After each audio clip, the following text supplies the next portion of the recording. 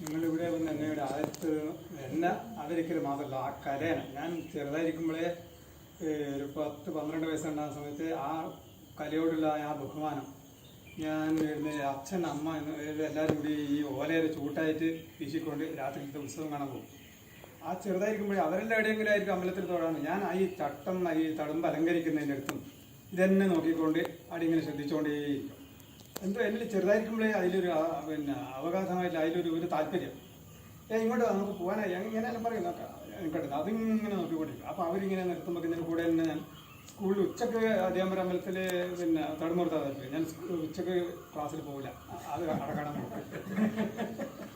അങ്ങനെ ചെറുതായിരിക്കുമ്പോഴേ അത് കഴിഞ്ഞ് ഞാൻ ആടുന്നവളോട് ഞാൻ ഇങ്ങനെ എഴുന്നള്ളിക്കാൻ എനിക്ക് തടുത്ത് നിർത്തുമെന്ന് അറിയില്ല. എഴുന്നള്ളിക്കാൻ നിന്നെ കൊണ്ടായില്ല, അല്ല എനിക്ക് ഒരു അവസരം തരണേ, എനിക്ക് നല്ല ഈ അന്ന് അങ്ങനെ ആയിക്കോട്ടെ എന്നിട്ട് അങ്ങനെ എഴുന്നള്ളിപ്പ് കാരണമായിട്ട് ഞാനൊരു 10 വയസ്സിന് മുമ്പായിട്ട് തന്നെ തുടങ്ങി. അപ്പോൾ ഈ എഴുന്നള്ളിച്ച് കണ്ടിട്ടാകുമ്പോൾ ആ ഒരു നീ നൃത്തം പഠിച്ചാൽ കൊള്ളാട്ടോ, തിരക്കില്ല, എനിക്ക് പഠിപ്പിച്ചു തരണം. അത് ഇപ്പോൾ നിങ്ങൾക്ക് ആയിട്ടില്ല. അത്ര ഇങ്ങനെ പറഞ്ഞ് എനിക്ക് അങ്ങനെ ആയിട്ട് ഒരു 1974 എനിക്കത് ഇനി എന്തായാലും നീട്ടാൻ പറ്റില്ല. അത് അമ്മാവനായിട്ട് അങ്ങനെ സംസാരിച്ച് അമ്മയായിട്ട് ഇടപെട്ട് അങ്ങനെ അത് പഠിച്ചു. ആ അരങ്ങേറ്റം കഴിഞ്ഞ സമയത്ത് തന്നെ കാഞ്ഞങ്ങാടിലായ നമ്പീശൻ മുതലായ ആൾക്കാരുടെ മകൻ നമ്പൂരി വളരെ ഗംഭീരം, ഞങ്ങൾ ഇത്രയും നന്നായിട്ട് കണ്ടിട്ടേ ഇല്ല. അതുകൊണ്ട് നിങ്ങൾക്ക് എല്ലാത്തിനും അനുഗ്രഹം എന്നിട്ട് അവരെല്ലാം കൂടി ചെറിയൊരു ദക്ഷിണ എനിക്ക് തന്നു. ആടുന്ന മുതൽക്ക് അങ്ങോട്ട് അടുത്തത് അതേ വർഷം തന്നെ നീലേശ്വരത്ത് അരയാക്കൽ അമ്പലത്തിൽ, ആലമ്പാടി അമ്പലത്തിൽ, കേരളത്തിൽ കാഞ്ഞിരപ്പള്ളിയിൽ ആടെ ഒരു അമ്പലമുണ്ട്. കാരണം ആ ഒരു കിരാതേശ്വര ക്ഷേത്രം, ഇങ്ങനെ ഒരുപാട് ക്ഷേത്രങ്ങൾ ആ കൊല്ലം തന്നെ ഒരു 10-40 ക്ഷേത്രത്തിൽ വിളിച്ചു. ഒരിക്കലും കണ്ടില്ല അത്തരക്കല്ല. അങ്ങനെ അമ്മാവിൻ്റെ കൂടെയായിട്ടും സ്വന്തമായിട്ടും ഒരുപാട് അമ്പലത്തിൽ പോകാനും നൃത്തം ചെയ്യാനായിട്ട് വന്നു. തൊട്ട് ഈ ചെറുക്ക തലശ്ശേരിക്ക് കുറച്ചിപ്പുറം ധർമ്മടത്തിന് കുറച്ച് കൊടുവള്ളി എന്ന് പറഞ്ഞ സ്ഥലത്തൊരു ക്ഷേത്രമുണ്ട്. അവിടെ പതിവായി ഞാനൊരു 10-30 കൊല്ലക്കാലം പോയിക്കൊണ്ടിരുന്നായിരുന്നു. പിന്നെ പഠിച്ച കൊല്ലം മുതലേക്ക് അന്ന് മുതൽ ഇന്ന് വരെ പോയിക്കൊണ്ടിരിക്കുന്നത് വിഷ്ണുനാഥ അമ്പലത്തിൽ. അതായത് ഒരു 3-4 തവണ ഇതുപോലെ ആദരവുണ്ടായിരുന്നു. ഇപ്പോഴും ഇത്തവണയും കോവിഡ് ആയതുകൊണ്ട് നൃത്തം ഉണ്ടായില്ലെങ്കിലും കമ്മിറ്റിക്കാരോടൊന്ന് ക്ഷണിച്ചു, ഞാൻ പോയി അലങ്കരിക്കുകയും ചെയ്തു. ഒരു ചെറിയൊരു മേളത്തോടുകൂടി അകത്തേക്ക് നടിക്കാൻ എനിക്ക് നിരാശയായിപ്പോയി. എന്ന് പറഞ്ഞാൽ ഇങ്ങനെ ഇതുകൊണ്ട് ഇപ്പോൾ 2 കൊല്ലമായിട്ട് കുറേ പരിപാടി ക്യാൻസലായി. ഈ മെയ് 8 ലോക്ക്ഡൗൺ ആദ്യം വന്നു.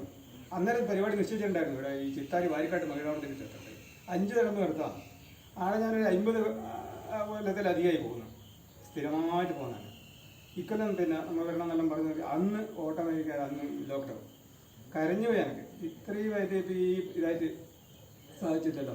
പക്ഷെ എന്നാൽ ഇക്കൊല്ലം ഈ പ്രായത്തിൽ ഇപ്പോൾ എനിക്ക് ഇത്തവണ ഇപ്പോൾ കൊല്ലിയ മൂകാംബിക ക്ഷേത്രം എന്ന് പറഞ്ഞാൽ ഉള്ളാളത്ത് റെയിൽവേ സ്റ്റേഷൻ ഇറങ്ങി അവിടുത്തെ കുറച്ച് ദൂരം എല്ലാവരും ക്ഷേത്രത്തിൽ പോയിട്ട് അവിടെ നിർത്തണം. അത് വല്ലാത്ത ഭാരമാണ്. 28 കിലോ ആണ് അതിൻ്റെ സാധാരണ ഭാരം. എന്തോ ആദ്യത്തെ ആ രീതിയിലെ കടാക്ഷം കൊണ്ട് അത് ഓട്ടോമാറ്റിക്കായി നടന്നു പോകുന്നുണ്ട്. 5 ദിവസത്തെ നിർത്തമാണ്. 5 ദിവസത്തേക്കും എന്നെ തന്നെ വേറെ ആക്കാറില്ല. അതിൻ്റെ പുറമെ സാക്സോഫോൺ ഈ ഉടുക്ക് ഇങ്ങനത്തെ കുറേ ഒരു 2 മണിക്കൂറിലധികം എഴുന്നള്ളിച്ച് നിൽക്കും വേണം. അതെല്ലാം സുഖമായിട്ട് എന്തോ ഭഗവാന്റെ അനുഗ്രഹം കൊണ്ട് തടസ്സം കൂടാണ്ട്. പിന്നെ വേറെ പോയതെന്ന് വെച്ചാൽ ഈ ചെറുവത്തൂർ വീരഭദ്ര ക്ഷേത്രത്തിൽ അവിടെ 2 വർഷമായിട്ട് അല്ല 1 വർഷമായിട്ട് കൊറോണ ആയതുകൊണ്ട് ലിക്വലിപ്പോൾ പൂരത്തിന് മാർച്ച് 27 പോയി. അവർ ക്ഷണിച്ചു വന്നു, പോയി. നല്ല ജനങ്ങളുണ്ടായിരുന്നു, നല്ല പരിപാടി ഗംഭീരമായിട്ട്. ഇപ്പം ഈ കൊല്ലം മാർച്ച് 27 പോലെ ഉണ്ടായിരുന്നു. അപ്പോൾ ഇതെല്ലാം എന്തോ ഒരു നിയോഗം പോലെ അങ്ങനെ പോകുന്നു. ആ പണ്ട് ചെയ്തില്ല ഗുരുകാരണന്മാരെയും പിതാവിൻ്റെയും. എൻ്റെ അച്ഛനൊരു അധ്യാപകനായിരുന്നു. അച്ഛന് എന്നെ ഒരു ഗവൺമെൻറ് സർവീസിൽ ജോലിയാക്കണം എന്നായിരുന്നു ഉദ്ദേശം ഉണ്ടായിരുന്നത്. പക്ഷേ എന്നെ അച്ഛന് സാധിക്കില്ല, എന്നെ പിടിച്ചാൽ കിട്ടില്ല. എന്ന് പറഞ്ഞാൽ ഞാൻ ഇതിൻ്റെ വയ്യാന്ന് പോകും. ഇത് കാരണം വെച്ചാൽ എനിക്കിതാ വേണ്ടത്. പക്ഷേ അധ്യാപകനായിരുന്നെങ്കിൽ അല്ലെങ്കിൽ വേറെ ഏതെങ്കിലും ഗവൺമെൻറ് ജോലി ഉണ്ടെങ്കിൽ ഇന്നിപ്പോൾ പെൻഷനോ കാര്യങ്ങളായിട്ട് ജീവിക്കാമായിരുന്നു. പക്ഷേ എന്നാൽ അതൊന്നും പ്രശ്നമല്ല. ഈ ഞാൻ ലളിതമായിട്ടുള്ള ചെറിയ ജീവിതത്തിൽ ചിലവ് കൊണ്ട് ജീവിക്കാൻ പഠിച്ച ഒരാളാണ്. എനിക്ക് അതിലൊന്നും ആവശ്യമില്ല. ഇത് ഇപ്പോൾ ഈ എന്നെ ഇപ്പോൾ ഇങ്ങനെ ചെയ്തത് ഈ എന്നെ ആദരിക്കലല്ല, ആ പുരാതന കലേന ആദരിക്കാൻ നിങ്ങൾക്ക് തോന്നിയതിൻ്റെ മനസ്സിൽ 1000 എത്ര എല്ലാം ആദരിക്കരുത്. ഞാൻ നശിക്കുന്ന ആളാണ്. പക്ഷേ ആ ക്ഷേത്രകാലം നശിച്ചുകൂടാ. പണ്ട് കാലത്ത് ക്ഷേത്രത്തിനകത്തേക്ക് പോയിക്കൂടാ, തൊട്ടുകൂടാ. ഒരാളെ തൊട്ടാൽ കുളിക്കണം, ശാന്തിക്ക് കുളിക്കണം, തീണ്ടിക്കൂടാ.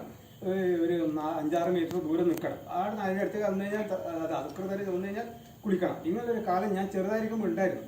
ഇതൊക്കെ തെറ്റാണെന്ന് എനിക്ക് നന്നായിട്ട് തോന്നി. അതുകൊണ്ട് ഇത് ക്ഷേത്രത്തിനകത്ത് പോയി ആർക്കും കാണാൻ പറ്റുന്നില്ല. ഇത് രാത്രി 11 മണി 12 മണിയാകും വിശ്വദീപത്തോടുകൂടി നിർത്താറുണ്ടിരിക്കാൻ. അപ്പോൾ ഇത് ആർക്കും കാണാൻ പറ്റാതെ കൊണ്ടിരിക്കുമ്പോൾ എനിക്ക് വളരെ വേദന ഉണ്ടായി. നമ്മൾ ഇത്രയും കഷ്ടപ്പെട്ടിട്ട് ഈ പരിപാടി അവതരിപ്പിക്കുമ്പോൾ ഇത് ആർക്കും കാണാൻ പറ്റില്ല, അവർക്ക് തൊട്ടുകൂടാ, വേണ്ടിക്കൂടാ. പിന്നെ എങ്ങനെ ഇത് പറ്റുന്നത്? അപ്പോൾ എനിക്കിത് സ്റ്റേജിൽ നമ്മൾ അവതരിപ്പിച്ചാൽ കൊള്ളാമെന്നില്ല. പക്ഷേ ആ ക്ഷേത്രത്തിലേത്ത ആ ചൈതന്യത്തോട് കൂടിയിട്ട് അതേപോലെ അതിൻ്റെ യാതൊരു തനിമയും നഷ്ടപ്പെടുത്താത്ത വിധത്തിൽ ഞാൻ വിളക്കത്തിച്ച് വെക്കും.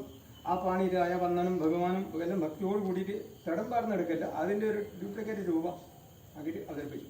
അങ്ങനെ കേരളത്തിലെ 14 ജില്ലകളിലും ഈ സംസ്ഥാന ടൂറിസം ഡിപ്പാർട്ട്മെൻറ്റ് എന്നെ കൊല്ലത്തും വിളിക്കുന്നുണ്ട്, ഇക്കൊല്ലം വിളിച്ചിട്ടുണ്ടായിരുന്നു. ഇക്കൊല്ലം ഇപ്പോൾ ഈ കഴിഞ്ഞ തവണ ഈ പിന്നെ പാലക്കാട് രാപ്പാടി ഓഡിറ്റോറിയത്തിൽ പരിപാടി ഉണ്ടായിരുന്നു. ബംഗളം നീലശ്ശേരി ബംഗളം അങ്ങനെ ഉണ്ടായിരുന്നു. ഈ ക്ഷേത്രത്തിൽ ഇപ്പോൾ ഈ അടുത്തുള്ളൊരു ക്ഷേത്രം, നമ്മൾ വല്ലത്തപ്പൻ ക്ഷേത്രത്തിൽ ആദ്യം ഈ മുഴുവൻ കൂടം വീട് നശിച്ചു പോയ അവസരത്തിൽ അതിൻ്റെ അടുത്ത് നമുക്ക് കുറച്ച് സ്ഥലം ഉണ്ടായിരുന്നു. അപ്പോൾ അച്ഛൻ പറഞ്ഞു, എൻ്റെ അമ്മ 11 പ്രസവിച്ച ഒരു സ്ത്രീയാണ്, അപ്പോൾ നിൻ്റെ മൂത്തതായിട്ട് കുറേ ജീവനില്ലാണ്ട് നഷ്ടപ്പെട്ടു പോയിട്ടുണ്ട്, അതുകൊണ്ട് ഞാൻ അവിടെ പോയിട്ട് കയ്യിൽ നിന്ന് മനസ്സിലാക്കുന്നത് ഞാൻ നാട്ടുകാരോട് കൊടുത്ത് ചളി കോരാനും കിണർ വൃത്തിയാക്കാനും കുളം വൃത്തിയാക്കാനും സജീവമായിട്ട് എല്ലാ ഞായറാഴ്ചയും പിന്നെ ശ്രമദാനം നടത്തിയിട്ട് പോയിട്ടുണ്ട്. ആ കൂട്ടത്തിൽ ഞാൻ എല്ലാവരും കൂട്ടത്തിലും ഞാൻ മുൻപന്തിയിൽ വന്നിട്ടുണ്ട്. പിന്നെ അതുപോലെ ക്ഷേത്രം കെട്ടുന്ന സമയത്ത് ആ ക്ഷേത്രത്തിന് വേണ്ടുന്ന മരങ്ങൾ, ഈ നമ്മളെ വളർത്തിൽ കുറച്ച് തേക്കിൻ്റെ മരം ഉണ്ടായിരുന്നു, ഒരു 6-7 തേക്കിൻ്റെ മരം, മികച്ച വിലപ്പിടിച്ച മരം, അത് ഫ്രീ ആയിട്ട് അമ്പലത്തിൽ ആ ക്ഷേത്രം ഇന്നിപ്പോൾ നല്ല നിലയിലേക്ക് ആയിട്ട് നന്നാകുന്നുണ്ട്. അത് അച്ഛൻ്റെ ഒരു നമുക്കത് വിടവ് ചെയ്യണം എന്ന് പറഞ്ഞിട്ട് ഇങ്ങനെ പറഞ്ഞിട്ട് അതുപോലെ അതിപ്പോൾ നന്നായിട്ട് കാണാനുള്ളൂ. അവിടെ ഞാൻ മേശാന്തിയായിട്ട് ഒരു 7-7.5 കാലം ഇരിക്കാനുള്ളൂ. പിന്നെ മാഷ് പറഞ്ഞ പോലെ ഈ വെള്ളം വന്നിട്ട് ഇങ്ങനെ മുഴുവൻ തിരുവല്ല നിറഞ്ഞത് നാവൂർ കിരാതേശ്വര ക്ഷേത്രത്തിലാണ്. അതിൻ്റെ അടുത്ത കൂടിയിട്ട് ബോട്ട് സർവീസിൽ ഒരു പുഴ വന്നിട്ട് കാര്യംകോട്ട് അതെ, അതിൽ വെള്ളം വന്നിട്ട് മഴ, ഈ മടമാസത്തിൽ മേടം വിഷുതൊട്ട് ഉത്സവമാണ്. നിറയെ വെള്ളം വന്ന തിരുവറ്റത്തേക്കല്ല വെള്ളം നല്ല പോലെ അരവെള്ളം വെള്ളമായി.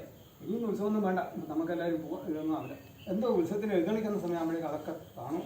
ആ വേനൽക്കാലത്തെ ചൂടുകൊണ്ട് എന്തോ വെള്ളം വറ്റിയല്ല നല്ല വരണ്ട സ്ഥലം സുന്ദരമായിട്ട് എന്തോ അന്നൊരു ദേവൻ്റെ ഒരു ഇതെന്ന് പറയാൻ അതിഗംഭീര വാദ്യക്കാർ വരും നല്ല പോലെ ഉത്സാഹിച്ചു. വളരെ ഗംഭീര നെയ്യാമൃത ഉത്സവമാണ് കുയ്യെടുപ്പിൽ നടക്കുന്നത്. അവരെല്ലാം വന്ന് എല്ലാവരും കൂടി ചെറിയൊരു ദക്ഷിണയായിട്ട് നമ്മൾ ഒന്നും വേണ്ടിയിരുന്നില്ല. പക്ഷേ ഇത് നമ്മൾ ആരും വിചാരിക്കാതെ കണ്ട് ഓട്ടോമാറ്റിക്കായിട്ട് അത് നടന്നുപോയി.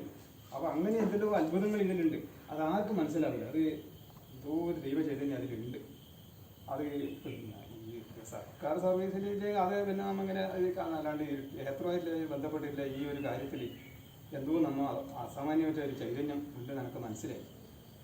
അതുപോലെ തന്നെ നമ്മളടുത്തിലെ ഈ സുബ്രഹ്മണ്യ സ്വാമി ക്ഷേത്രത്തിൽ നമ്മളടുത്തിലെ ആൾ തന്നെ നമ്മുടെ നാട്ടുകാർ കുറേ ആൾക്കാർ കണ്ടു. പിന്നെ ഇംപ്രഷൻ എന്നാണ് അങ്ങനെ ഞങ്ങൾ പറയല്. ഇംപ്രഷൻ നൃത്തം വളരെ ഗംഭീരമായി കേട്ടോ.